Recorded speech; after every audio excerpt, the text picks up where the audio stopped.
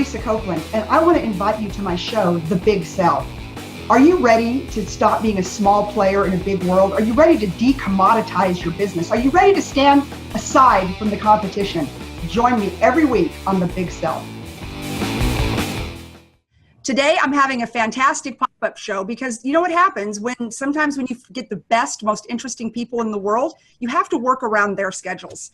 And today is no different. My good friend, Annette Sykora, is on our show today. So Annette is a car dealer. She is a dealer principal. In fact, she's a partner at Smith South Plains Ford Lincoln down in Lubbock. Even more interesting, she is the past chairwoman of the National Automobile Dealers Association. And I might add, the only chairwoman ever to have sat in that position, the only woman, which makes me so proud of her. She continues to be a lifetime member of the board, and then she serves on the foundation board of NADA. On top of that, she's pretty darn busy running her car dealerships. So Annette, welcome to the show. Hi, Lisa. How are you? I'm great. I'm glad to be here today. Gosh, I was just tired talking about all the things that you do. You're the one that make me tired. I watch all your travels, and I'm glad I'm not traveling as much these days. I know. I mean, but you and I have kind of always had the same heart when it comes to promoting the mission for not only women in the automotive industry, but just for the automotive industry itself. A very dynamic business and a lot of fun and a lot of great people. I think that's what I love the most. I think so too. Well, I want you to tell all of our viewers about your family. I mean, the Sykoras, well, actually the Smiths, this is a legacy business and it started with your grandfather. So tell us about your grandfather. Well, truly a family business. My grandfather worked for Ford Motor Company for 18 years. He was in the Dallas district then, and then he decided to move his family to Slayton, Texas in the early 50s. Bought into a dealership and quickly bought him out. And my grandfather was one of those larger than life people, and toward late in his career he would walk in the dealership and say, well, you know, Steve doubled my pay today, but double or nothing, still nothing. But he was great. And, you know, I can remember a lot of advice he gave me early on because he said, you know, you can't do everything and you're not going to be perfect. You have to learn enough to know whether someone's telling you the truth or not. And then you just have to be right more than you're wrong. Okay, so then from there, it looks like your father took over because you were you're at Texas Tech University thinking about going in the car business or no? Well, I went into the car business pretty quickly with my dad. I told my dad that, you know, I wanted to come in and buy the business, and after a big hearty belly laugh, and then he went home and told my mom and said, I don't know why I do that. She never finished piano lessons. I didn't like piano. I was no good at piano. But so then I joined my dad in the business, and he told me, he says, I'm not a good teacher, which I might disagree with now, because when I look back and I think about the ways he allowed me to learn, I think he was very wise. He pretty much said, you know, you can open any drawer, touch anything you want to touch, but if you touch it, it's yours and you're responsible. You need to understand that. And he really let me do that. He let me learn. He let me take on big projects. He also had another rule, and I implement this rule at our store because we always want ideas.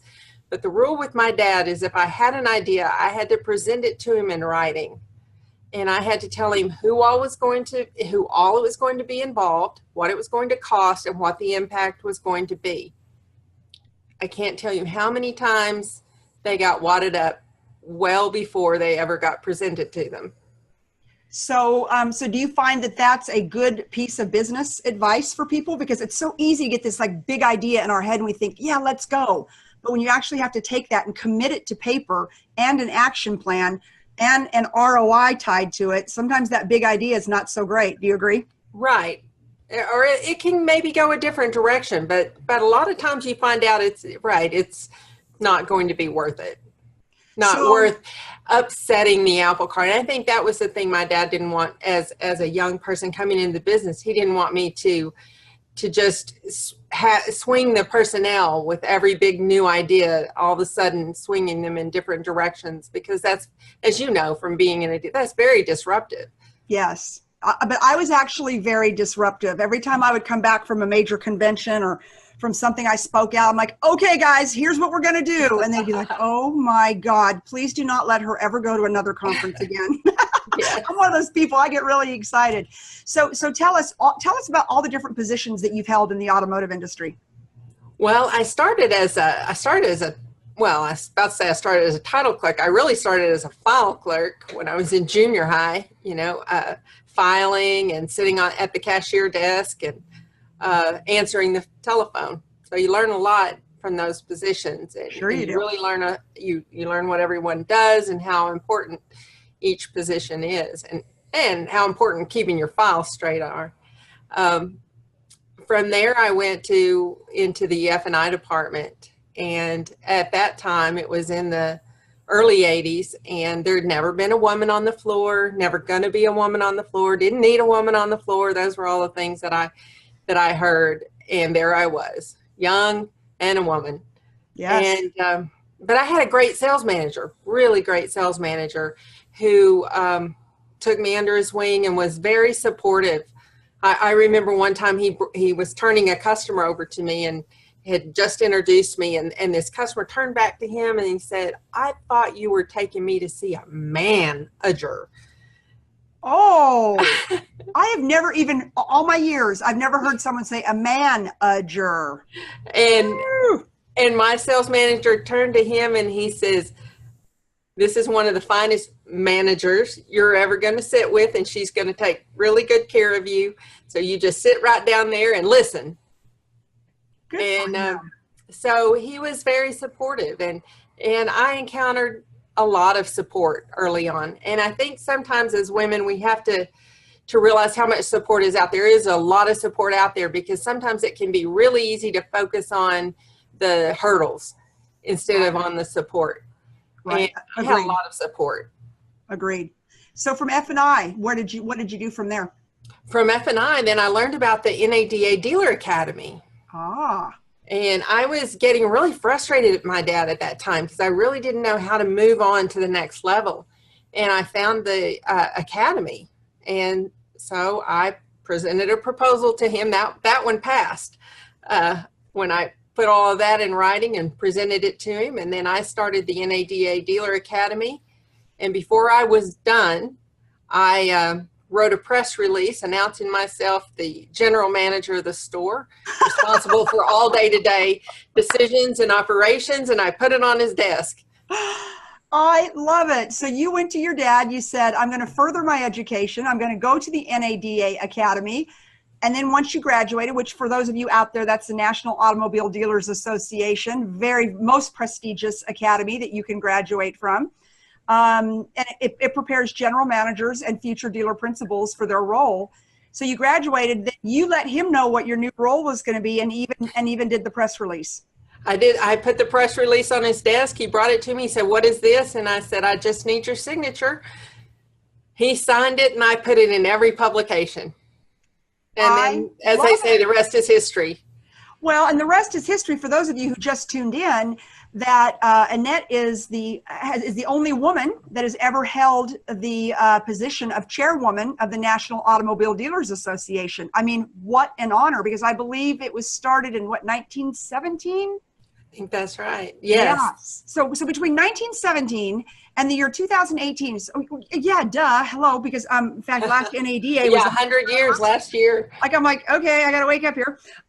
Yeah, and so in 100 years, there was one woman sitting at the helm, and it was you. I mean, what an honor. What made you decide to go for it?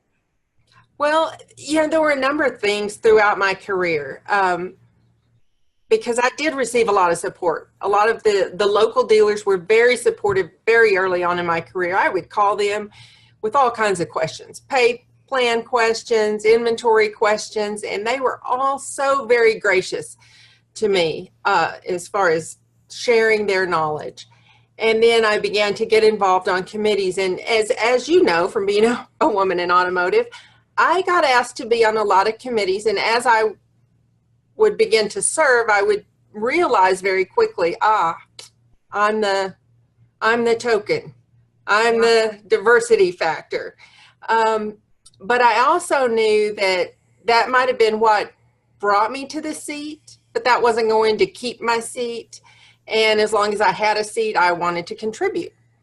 And so I always felt like very quickly on, I turned that position from one that was not just a token position, but one where I could really contribute. And then I was asked, more and more I was asked to contribute because I was a contributor. Right. And I think that's where we take gender or race or, ethnicity out of the equation when we're a contributor. Right. And it isn't that the men don't contribute. Now, of course, I never sat as high as you did, but I was on the National Dealer Council for FCA, and I was the only woman for 4.5 years. Right. And, and I don't know about you, but, for the first year, I was appointed. And for the first year, I didn't say anything because I was in awe of the room, and because it was the biggest and the brightest, best dealers in the country, the most successful. I think I was the only one that actually flew in on Delta. The rest flew in on their jets, right? And then one day, the head of the Fiat brand at the time, Tim Kaniskis, sent me a text across the table, and he said, "It's time for you to speak up. It's time for you to say something." And boy, the minute that he told me that, I never shut up for 3.5 more years. But even for people like us, Annette, I mean, where we earned our spot at the table. I earned the spot because I was the #1 dealer in the country, and we broke the sales record.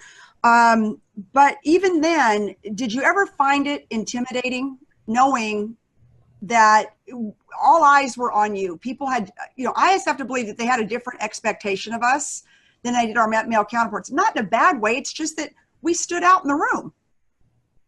And I guess I have to thank both of my grandfathers. Both my grandfathers were entrepreneurial men, and from a very early age, they spoke to me on a level that was very equal.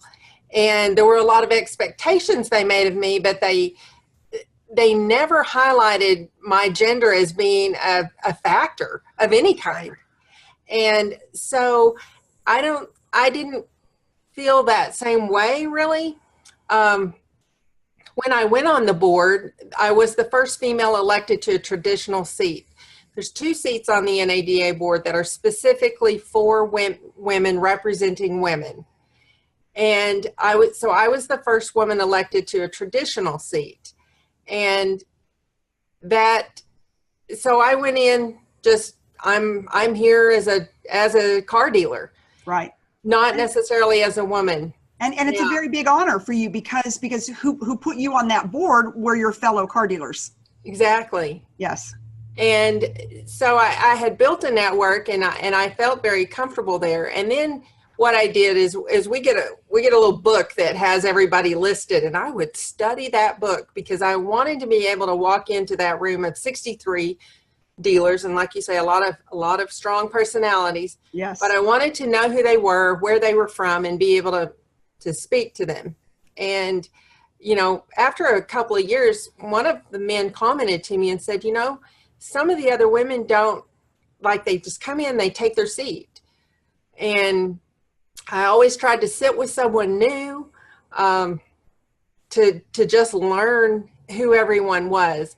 And I think that ultimately contributed to a few years later when I decided to seek the seat of vice chairman, which leads into the chairmanship, because I had paid my dues on committees. I'd sat elbow to elbow with them. And when I made my campaign speech, I said, I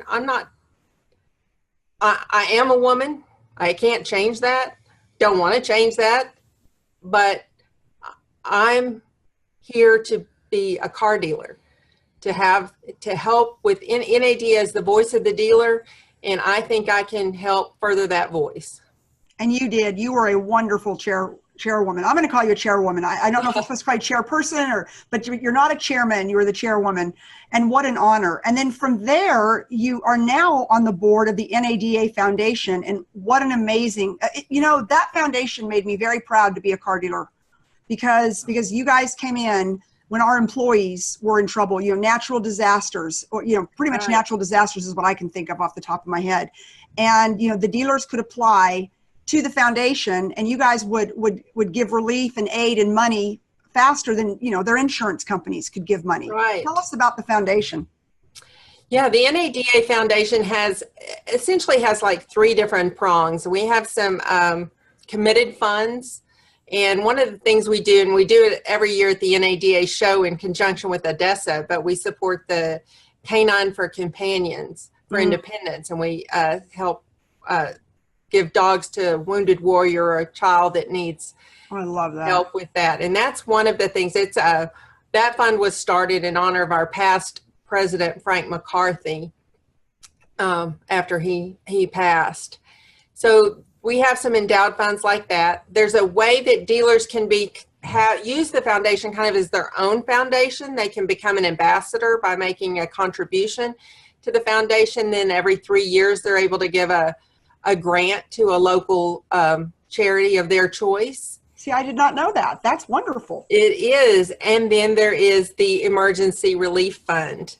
And the Emergency Relief Fund is there for dealership employees who suffer in some sort of natural disaster.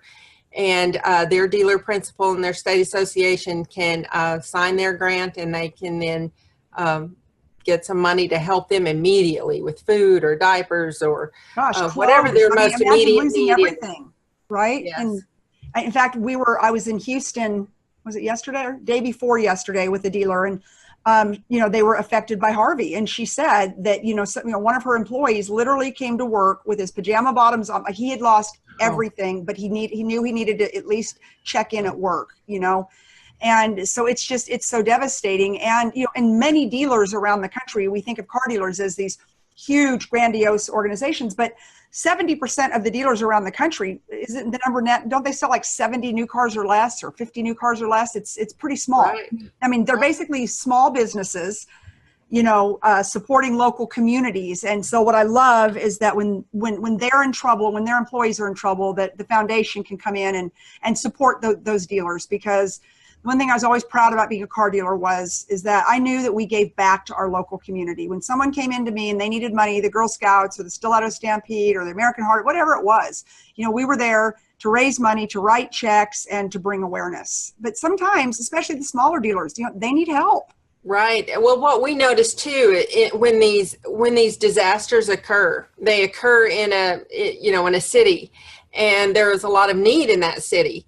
And the employees of a dealership, like you said, they get to work because they also know that their customers are going to need them. And they take that very seriously. They do. And they get to work, even though they have hardships of their own. And so that's been so rewarding to be able to help them because they're just pouring their heart out for their dealer, for their customers, for their community. And then the foundation can help them through their hardship. No, I love that. So you were telling me earlier about some exciting initiatives that the foundation is working on. Can you talk about them? Yes, we are. In fact, we issued a press release. The foundation launches a major workforce initiative.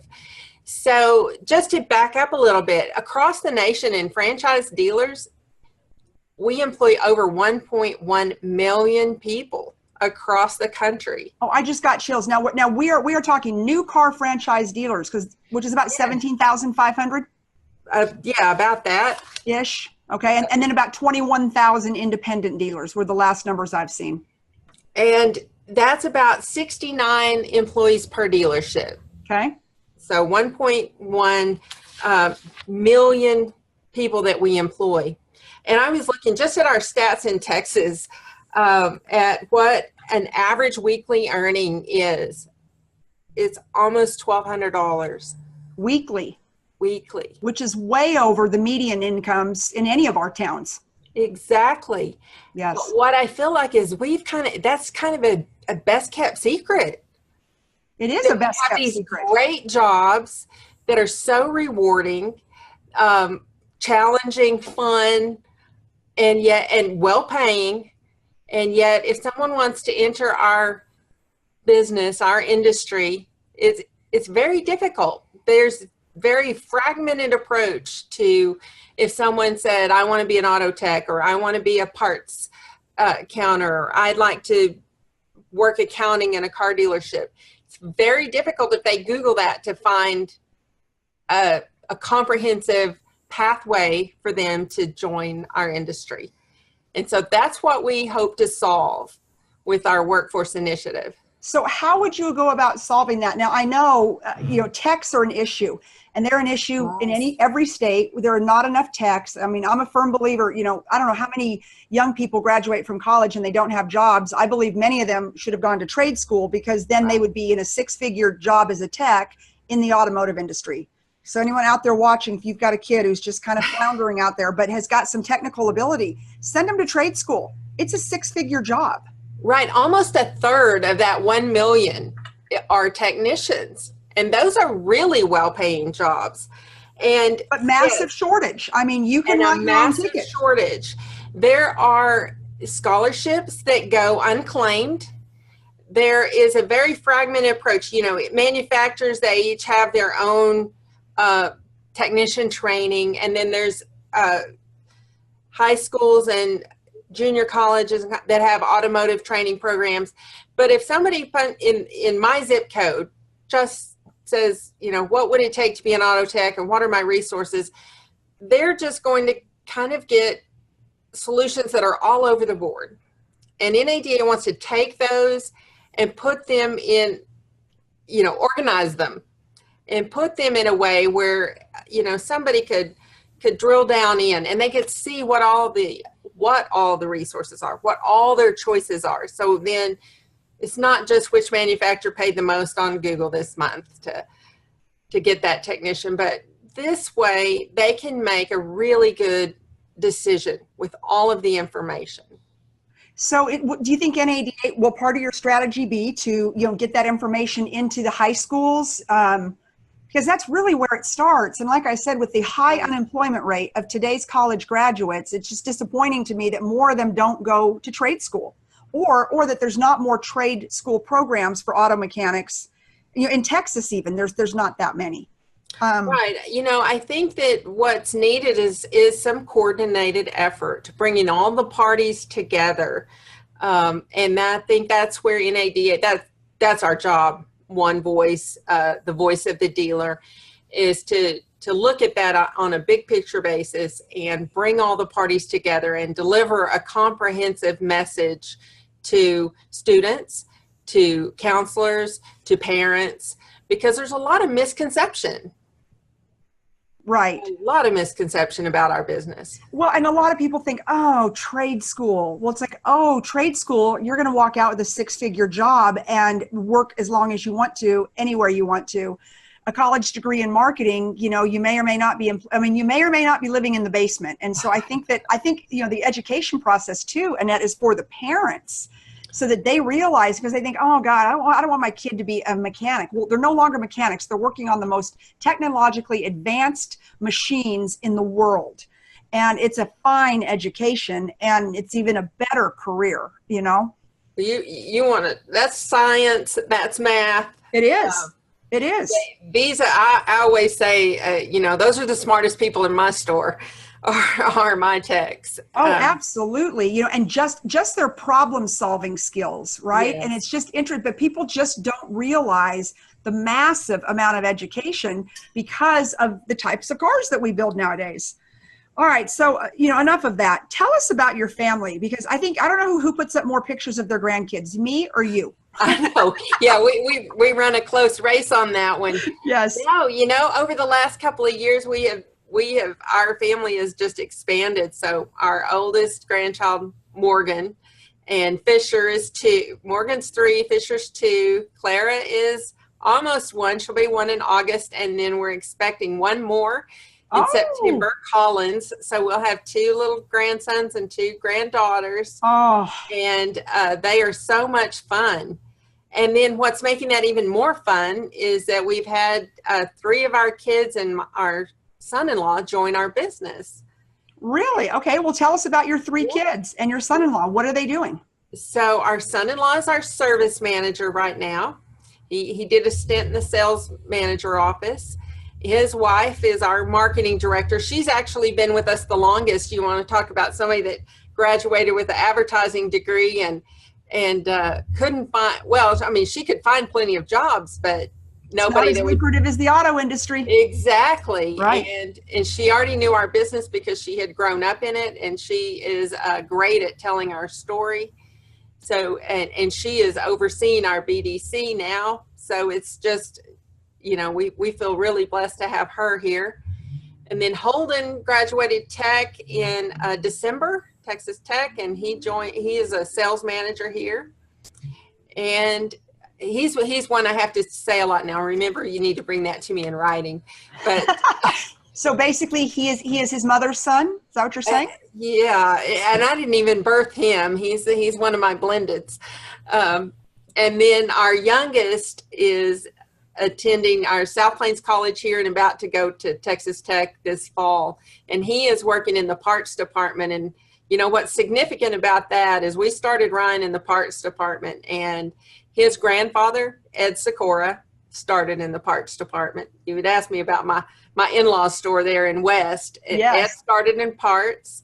My dad started in parts. Patrick, my husband, started in parts. And so we said, Ryan, you're starting in parts. You're starting in parts. So now, Patrick, your husband?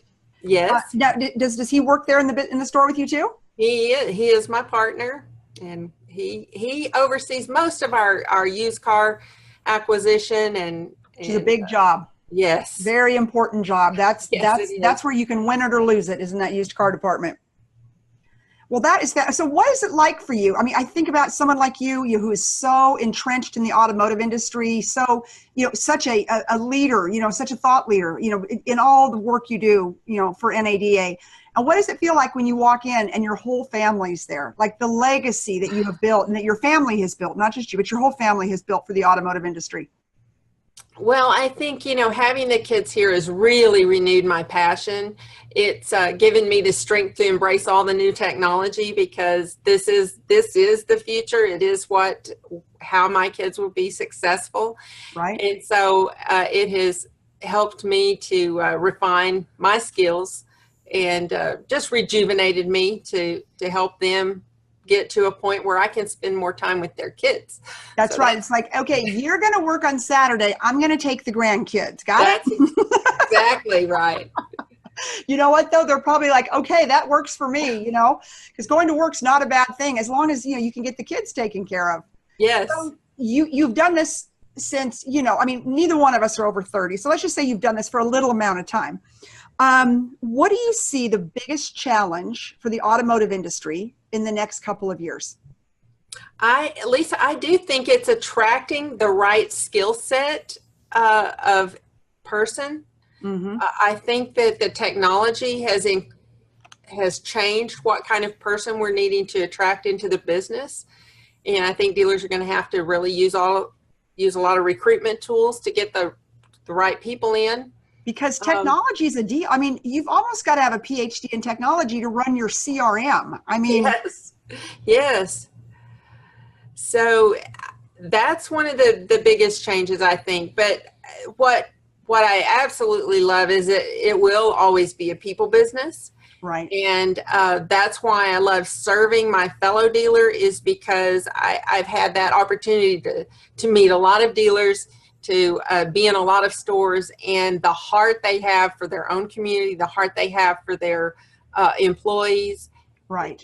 That's really what I love about our business. Yeah. And I'll say, of all the dealers I've known my whole life, and I know lots of them, hundreds of them, I have never not known one who has not been passionate about serving their community.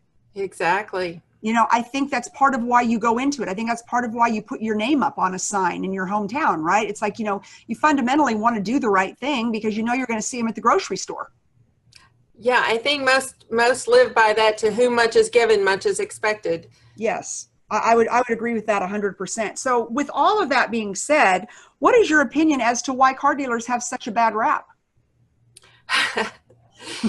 I told you I was going to throw you a few curveballs, friend or no friend. Right. I've always heard that too, lawyers get a bad rap, politicians get a bad rap, but you probably love your own lawyer. Yes. And your own politician. And so sometimes I think it's just somebody to pick on. So sometimes I think we gotta realize and just have a little thick skin on that, because we have to know, we know what we do. We know what we do in our communities. We know what kind of service we provide to our customers. The fact that we'll get up in the middle of the night and go get somebody off the side of the road if they need us to, without hesitation. Right. And because it's just, I mean, like, it's what we do. And I think that that's why we got into this business, was to serve. yes, I used to tell my people all the time, we're not in the car business, people. We're in the people business. And, you have to love people, because a lot of times they're not going to love us back, and you're going to want to punch them in the face. And you just have to kind of go back to, I love people. That's why I do this. yes. I mean, we do. We love people, and it is like taking an oath to serve, because when you are providing for transportation needs in a community, it's that man's livelihood. If it's that plumber, that's just an extension of his business. If it's the mom taking the kids to school every day, those are everyday life priorities for them, and we get to be part of that. And I like that fact. So, talking about technology, now it's probably not as prevalent in your town, but I like what you said about serving transportation needs.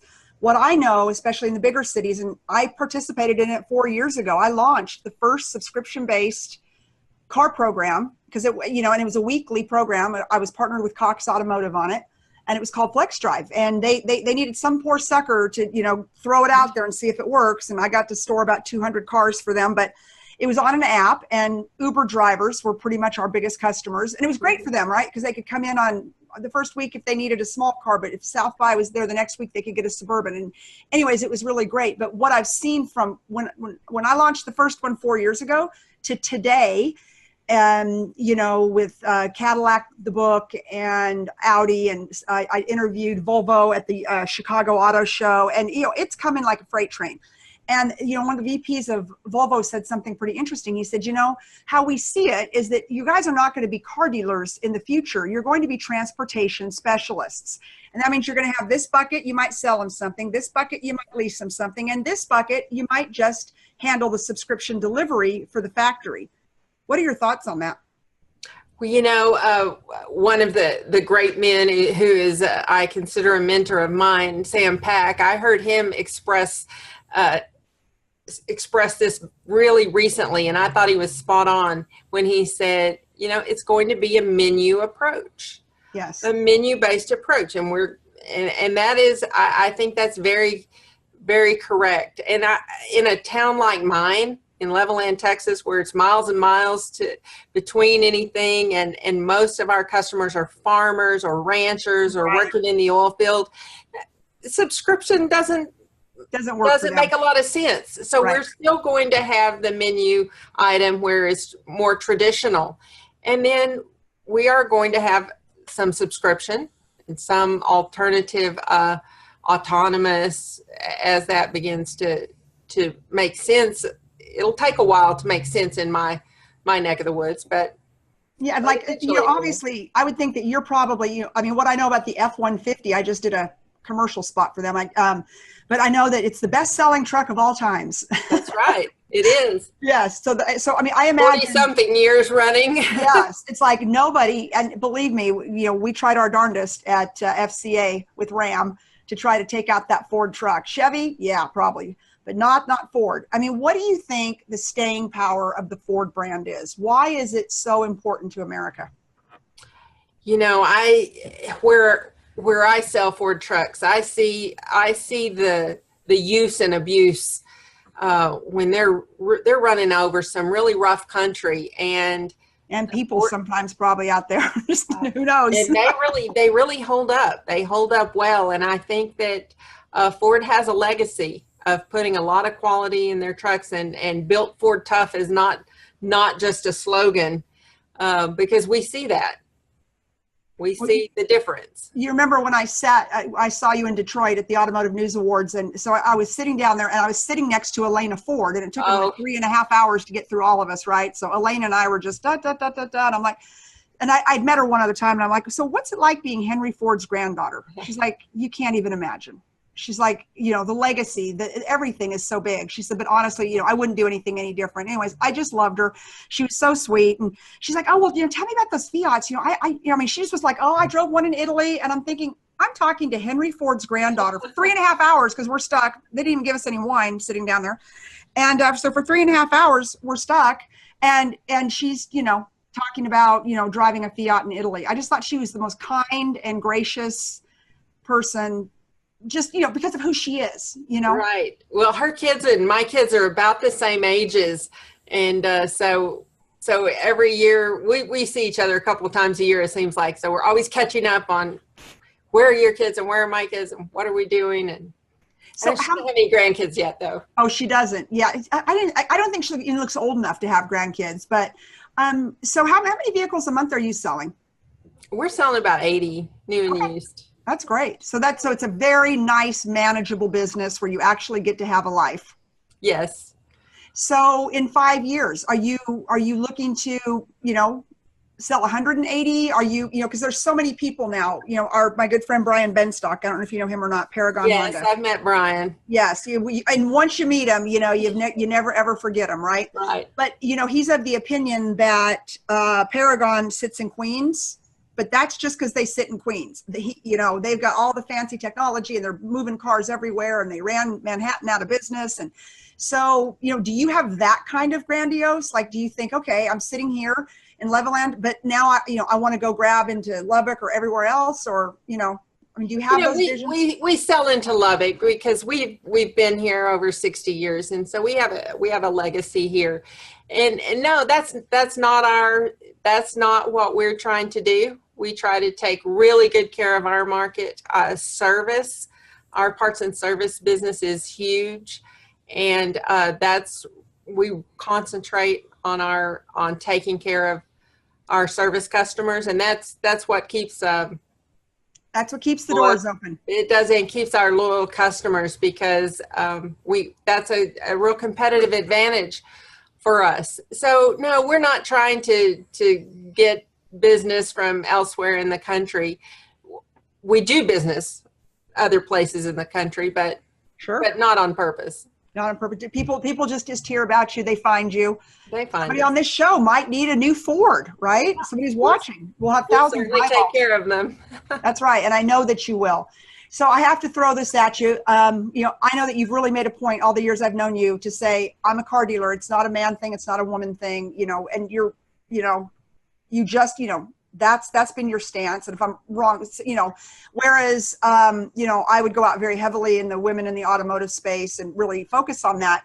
But so I'm going to ask you, as one of the top ranking women dealers in the country, where do you see, why do you think that there are not more women in the retail side of the automotive business? There, I did it to you live. I've done it to you privately, but I just did it to you live. I think there's misconceptions. I think, for one, we haven't told a good story of what is available for women, the kind of money and experience that they can have in the business, because there's a lot of female real estate agents. Well, they Yes. work harder than many of our sales consultants in the automotive do. So we haven't told the compelling story. I think in a few instances, we still have some cobwebs to brush off, and some cultures to evolve, so that the climate is friendlier and more accepting of women. I think that's a two-sided approach. It comes from the woman themselves and from the men and that they're going to work around. Yeah. And, and the things I've heard over the years, though, Annette, yes, is it culture? Of course, we hear that. But you know what I hear more than anything? It's the hours.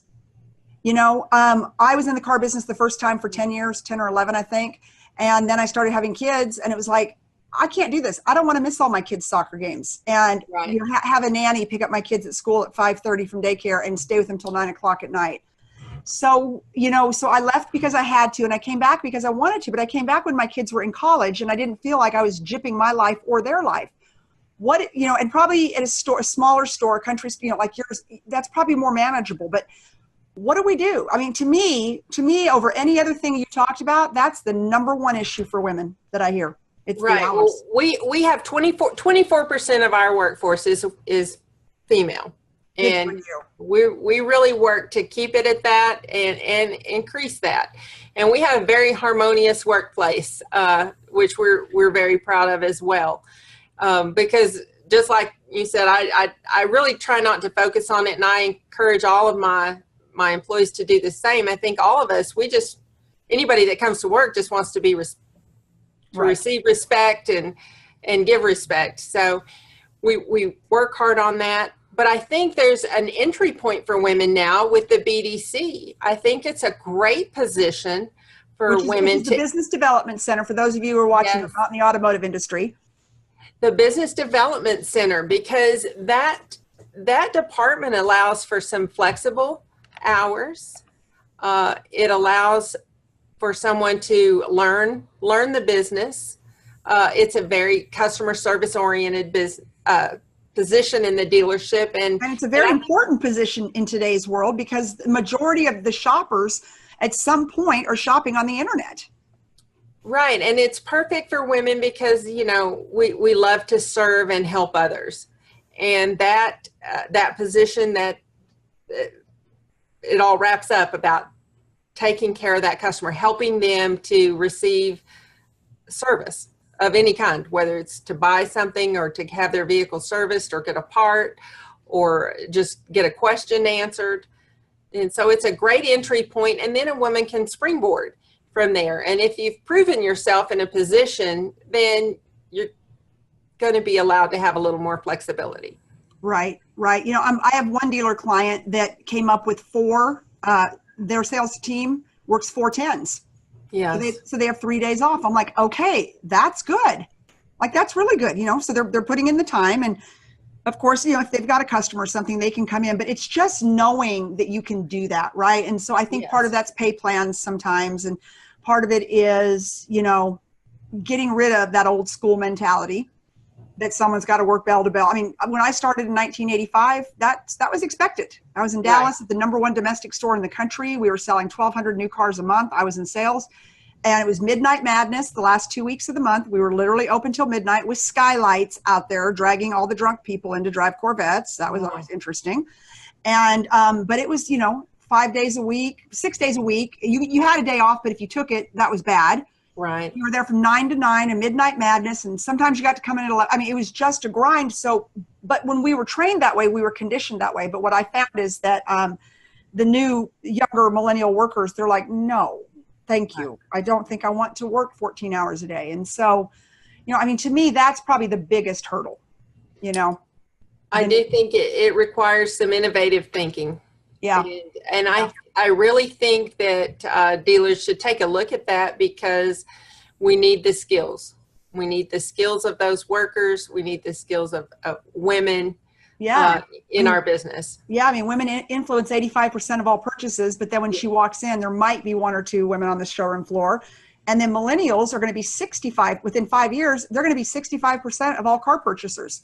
So we look at that, and then they come in, and there's nobody like them on the showroom floor. So I've always said the showroom should, it should look like your customer base, right? If your customer base is whatever it may be, from ethnicity, from gender, anything, whatever it may be. I've got another good friend, Chris Martinez, a big Toyota dealer here in Texas, and he has like divisions because he has a lot of Korean customers. He's got Chinese customers. He's got Hispanic customers, and so he's got people to serve those customer bases, from a language standpoint, so important, from a messaging and marketing standpoint, different cultures. And I think that's a progressive thought process. It's very progressive. And again, we don't tell our story very well, because we wouldn't be thought of the way we are if people knew all those stories. Yeah, no, exactly. Well, that is your job, Mrs. Sykora. And yours. National Automobile Dealers Association board for the rest of your life, and the foundation. But really, it's just tightening and messaging those stories. And, I've always tried to tell the story that I think it's the greatest industry in the world. But also, to be an advocate for the female consumers also, because, you know, so not every dealer has, you know, I think the dealers pretty much have the heart for the consumer. I think sometimes because they have a hard time finding the right people, that doesn't get messaged down sometimes into the sales organizations, right? Because of the high turnover. Again, much more in a metro and a big store environment than, you know, a tight knit, you know, what I wouldn't have given to have a Chrysler store or something in your town. That would have been fantastic.